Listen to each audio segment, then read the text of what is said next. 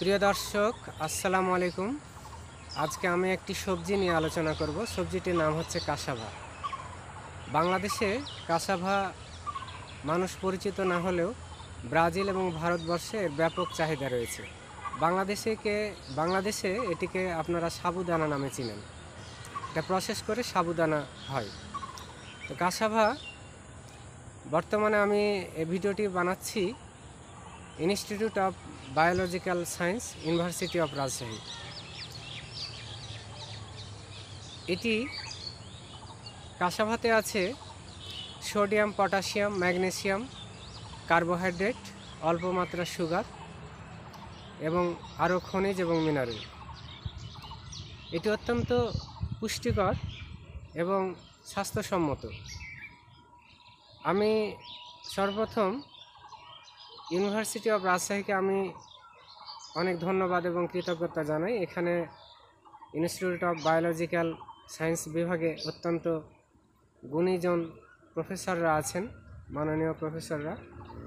ওনারা গবেষণা করছেন যে এই কাসাভা কিভাবে সারা দেশব্যাপী মানুষের কাজে লাগানো যায়। পরবর্তীতে স্যারদের সাক্ষাৎকার নেব, কিন্তু আজকে আমি এটি জাস্ট পরিচয় করিয়ে দিচ্ছি। কাসাভা দেখছেন যে এটি ঠিক এরকম গাছটি, এবং এখানে এই যে দেখতে পাচ্ছেন কাটা কাটা আছে। এগুলাকে মেশিনে প্রসেস করে, মানে কেটে বাদ দেওয়া হয়। এগুলাতে অন্য কাজ করা হয়, কিন্তু এই কাসাভার যেটা মাটির নিচে ঠিক মিষ্টি আলুর মতো এর গোড়াতে শেকড় তৈরি হয়, মিষ্টি আলুর মতো। এই শেকড়গুলোকে ওয়াশ করা হয়, ওয়াশ করে মেশিনে ক্র্যাশ করা হয়, তারপর তরলে রূপান্তরিত করা হয় এবং তারপরে সাবুদানা তৈরি করা হয়। তাছাড়া ব্রাজিল এবং ইউরোপে এবং ভারতবর্ষে এটাকে সবজি আকারে খাওয়া হয়। এটা স্লাইস করে এর শেকড়ের অংশটা, উপরের না, শেকড়ের অংশটাকে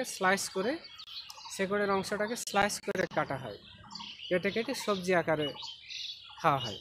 তবে সবজি আকারে খেতে গেলে কিছু বিধিনিষেধ আছে, যেমন এটা 50 থেকে 60 ঘন্টা পানিতে ভিজিয়ে রাখতে হবে। এখন কিছু কেমিক্যাল আছে, এই কেমিক্যাল নিঃসরণ করাতে হয়।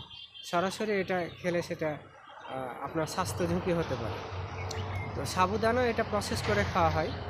যারা বিশেষ করে কোনো খাবার খেতে পারেন না, অনেকে বলেন যে রোজার মাসে খাবার ঢুকছে না, তারা এই সাবুদানা, মানে এই কাসাভার যে দানা, সেটা আপনারা 2 ঘন্টা পানিতে ভিজিয়ে রাখবেন। তারপর গরম পানিতে ভিজিয়ে রেখে ছেঁকে গরম পানিতে আবার দিয়ে সেখানে কিছু দুধ, সামান্য সুগার, একটু লবণ এবং একটু এলাচ দানা মিক্সড করে, এটা খুব উন্নত মানের একটা ডেজার্ট, মিষ্টি খাবার তৈরি হবে, যাতে আপনার ইফতারিতে এবং সেহরিতেও আপনারা খেতে পারেন। এটি খুবই পুষ্টিকর এবং সুস্বাদু। অ্যাকচুয়ালি এই কাসাভা আপনারা প্যাকেট আকারে পাবেন বাংলাদেশে, এটা ব্যাপক আছে। সেটা ইন্ডিয়া থেকে আসে, বাংলাদেশ ইম্পোর্ট করে। এটা যে কোনো দোকানে আপনারা সেটা 200 গ্রাম, 500 গ্রাম প্যাকেটে আপনারা পাবেন। যে সাবুদানা বললে আপনাকে দোকানদার হয়তো এটা দিয়ে দিবে।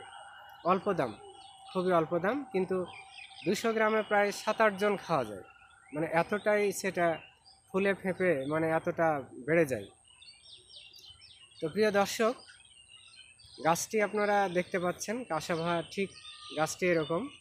আপনারা এর কাসাভার চাষ পদ্ধতি, এখানে অনেক রিসার্চ হচ্ছে, রাজশাহী ইউনিভার্সিটিতে অনেকভাবে রিসার্চ হচ্ছে। আরও আমি ফিল্ড দেখছি যে রিসার্চ হচ্ছে। আপনারা এটি দেখতে আসতে পারেন।